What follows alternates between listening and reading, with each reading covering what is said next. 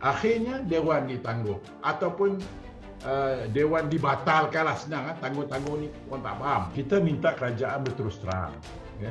Jadi bagaimana kamu kata ianya tamat sedangkan proses ini tidak lengkap dari segi undang. Kenapa speaker silent?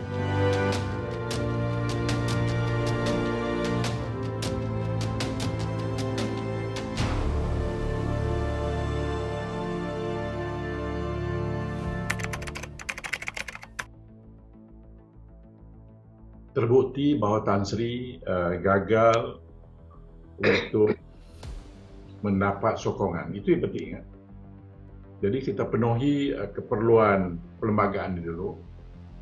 Apabila Tan Sri Mahyudin gagal untuk mendapat sokongan, yang pertama beliau mesti melepaskan jawatan. Baik.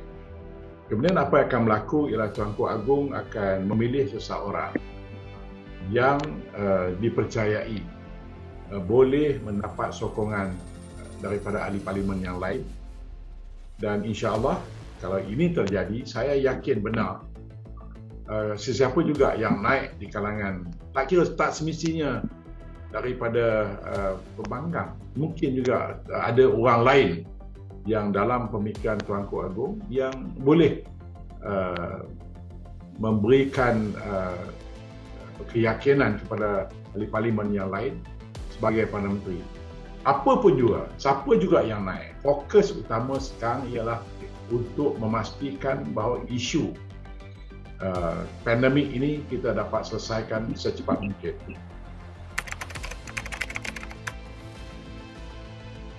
Apa-apa juga satu-satu tindakan yang memerlukan keputusan di dalam Dewan Rakyat, ianya mesti dimulakan dengan usul.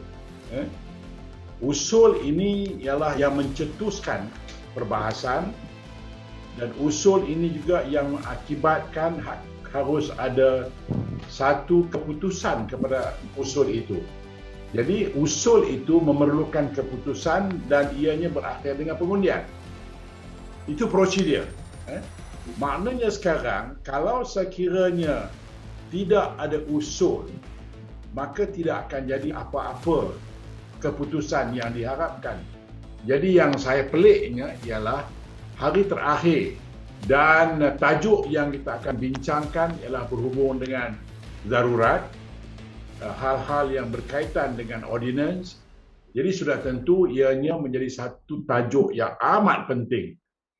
Jadi menteri yang bertanggungjawab berhubung dengan darurat telah pun memberikan komitmen, iaitu YB Taqiyuddin memberikan komitmen setelah kita bertanya adakah proses untuk menamatkan darurat ini dilalui, dia dengan penuh yakin bahawa dia akan menjawab segala soalan-soalan yang kita ajukan pada hari Isnin. Jadi maknanya kita nak tahu adakah apa juga yang telah pun dia cakap dalam parlimen itu, dan kita perlukan bukti dan kebenaran. Dan walaupun kita asak sebelum 2 hari bulan Ogos, beliau dengan penuh yakin dan disokong oleh speaker Dewan yang mengatakan tunggu sampai 2 hari bulan. Jadi sudah tentu bukan saja kita ahli parlimen menunggu jawapan beliau, tetapi juga rakyat di luar juga sedang menunggu jawapan beliau. Tetapi akhirnya Dewan ditangguh ataupun Dewan dibatalkanlah, senang tangguh-tangguh ni orang tak faham, dibatalkan. Jadi sudah tentu persepsi kepada ahli parlimen dan persepsi kepada masyarakat di luar, pembatalan itu terjadi oleh kerana kerajaan pun cuba mengelakkan jawapan-jawapan kepada soalan-soalan yang tidak terjawab dan memberikan jawapan sebenarnya apa yang telah berlaku dalam isu ordinance yang kononnya telah pun dibatalkan. Apabila kita dimaklumkan bahawa ada tambahan kepada mereka yang dijangkiti, soalannya sekarang ni ialah berapa orang kita pun tak tahu. Jadi apa yang kita dipahamkan ialah persidangan Dewan ditangguh. Jadi kita tidak mempunyai detail, namun pun begitu oleh kerana kerajaan telah membuat keputusan Dewan ditangguh. Maksud Dewan ditangguh itu makna persidangan. Tetapi komplek yang peliknya, komplek parlimen itu dibuka. Maknanya ada pegawai, semua orang bekerja seperti biasa. Dan logiknya akan memberitahu you, contohnya bila kita buat lockdown salah satu kawasan, dan contohlah kita lockdown satu kilang. Kita tidak lockdown satu kawasan manufacturing saja. Sudah tentulah kita lockdown seluruh kawasan. Paling isunya yang kita dipahami, komplek parlimen itu dibuka. Jadi sudah tentu kita ada hak untuk masuk ke komplek parlimen kerana ahli parlimen mempunyai pejabat-pejabat dia di komplek itu. Jadi kita tak jelas maksud penangguhan Dewan, yes kita faham. Tetapi untuk tidak membenarkan ahli parlimen masuk komplek itu kita tak faham. Yang itu saya tak faham. Jadi ada sesuatu yang tak kena bagi saya cara pihak parlimen mengendalikan penangguhan itu sendiri.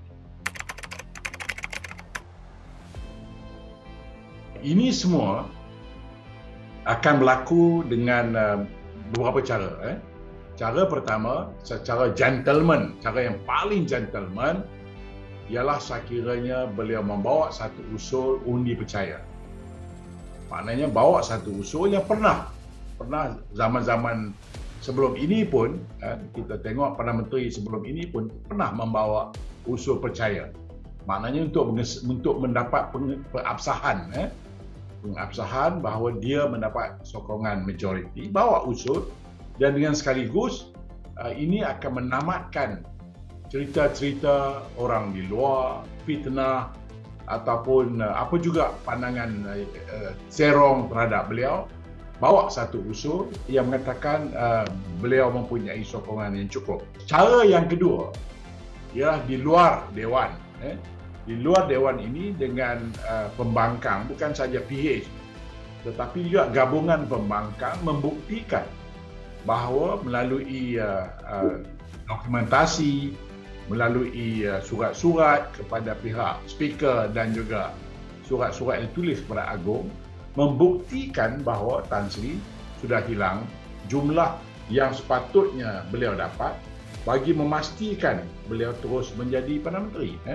Sebab itu kita katakan bahawa kita tunjuk kepada Tan Sri, walaupun dengan sokongan sebahagian daripada ahli parlimen UMNO, beliau mempunyai 103 sahaja yang terpesi, yang tersebar grafik yang dibuat oleh pihak-pihak media, dan pembangkang mempunyai 117. Kita tunjuk pun, tetapi sudah tentu Tan Sri mengatakan bahawa ini ialah spekulasi, ini ialah tidak benar, ini fitnah, ini ialah assumption, ini itu. Bagaimana kita membuktikan kalau sekiranya tidak ada satu tindakan oleh beliau sendiri untuk mematikan pandangan-pandangan serong ini, sekiranya beliau sendiri gagal untuk membawa satu usul ikan bahawa mempunyai jumlah yang cukup dengan membawa usul undi percaya kepada beliau seperti yang telah pun dibawa oleh Perdana Menteri yang dahulu, ataupun kes yang paling hampir dengan kita yang baru berlalu ialah di mana mantan Menteri Besar Perak sendiri membenarkan usul itu dibawa ke Dewan dan terbukti bahawa beliau sebenarnya tidak mempunyai jumlah yang cukup untuk bertahan sebagai Menteri Besar Perak. Apabila seorang itu telah pun hilang jumlah untuk terus menjadi Perdana Menteri, maka beliau mesti serta-merta Tuan Kong membuktikan bahawa beliau telah pun hilang, ataupun kalau dia kata dia adalah Tapi dalam kes ini dia tak ada. Jadi dua perkara saja boleh dilakukan. Yang pertama, beliau secara ikhlas, jujur meletak jawatan kerana telah pun hilang jumlah yang membolehkan beliau menjadi Perdana Menteri. Yang keduanya meminta supaya Dewan Rakyat dibubarkan. Terpulanglah kepada Tuanku Agong untuk membuat keputusan sama ada untuk meneruskan pemerintahan beliau dengan memberikan beberapa syarat, mungkin masa ke apa itu, ataupun membubarkan Dewan. Tetapi yang pentingnya, apa juga sebelum Agong membuatkan keputusan, beliau sendiri harus melepaskan jawatan. Kemudian Agong kata, okeylah, bagi you masa tempoh sebulan ke 2 bulan ke ataupun whatever lah, supaya sebelum kerjaan baru ataupun kerjaan interim, whatever you want to call it, mengambil alih. Tetapi hakikatnya kamu mesti melepaskan jawatan. Itu penting. Tapi ini tidak berlaku. Orang yang mempunyai authority untuk mengesahkan berapa orang yang menyokong kerajaan, berapa orang yang berada di pihak pembangkang, ialah Speaker Dewan Rakyat. Sebab Speaker mempunyai data yang cukup dan berpandukan kepada syarat-syarat dan juga peraturan serta undang-undang. Jadi Speaker pegang itu. Jadi Speaker lah orang yang bertanggungjawab untuk memaklumkan kepada dunia bahawa pembangkang ada berapa, kerajaan ada berapa, dan inilah juga yang patut dipersembahkan kepada tuanku. Kalau sekiranya ini terjadi, saya rasa masalah kita ni tidak akan berlarutan. Speaker harus menjadi independen, bebas, dan Speaker mesti berlaku adil. Apabila Presiden UMNO menyerahkan bukti-bukti yang mengatakan sejumlah ahli parlimen UMNO menarik diri dari menyokong Perdana Menteri Tan Sri Mahidin, jadi Speaker sepatutnya mengesahkan telah menerima dokumen penarikan diri ini dan memaklumkan kepada dunia, seperti yang beliau telah buat semasa Tuan Ghazali. Yang berhormat Gua Musang menulis surat kepada beliau, bukan saja beliau mengatakan bahawa beliau tidak pernah menyokong Tan Sri Mahyudin, tetapi juga meminta supaya kedudukan kursi beliau dipindahkan daripada kursi kerajaan. Jadi dia minta tempat duduk pun dipindahkan. Tindakan Tengku Razali menghantar dokumen kepada Speaker itu, dan tindakan Speaker juga memaklumkan kepada dunia bahawa Tengku Razali telah menarik diri, itu satu tindakan yang saya rasa betul, tindakan yang mulia. Soalnya sekarang ini, kenapa 11 orang ahli parlimen UMNO yang telah pun menghantar surat dan juga pemakluman kepada Speaker tentang penarikan diri mereka daripada Perikatan Nasional ini tidak diambil tindakan oleh Speaker? Ini satu soalan, tanda soalan yang besar. Kenapa Speaker silent? Sedangkan ke atas Tengku Razali dia membuat satu announcement, tetapi ke atas 11 orang ini dia silent.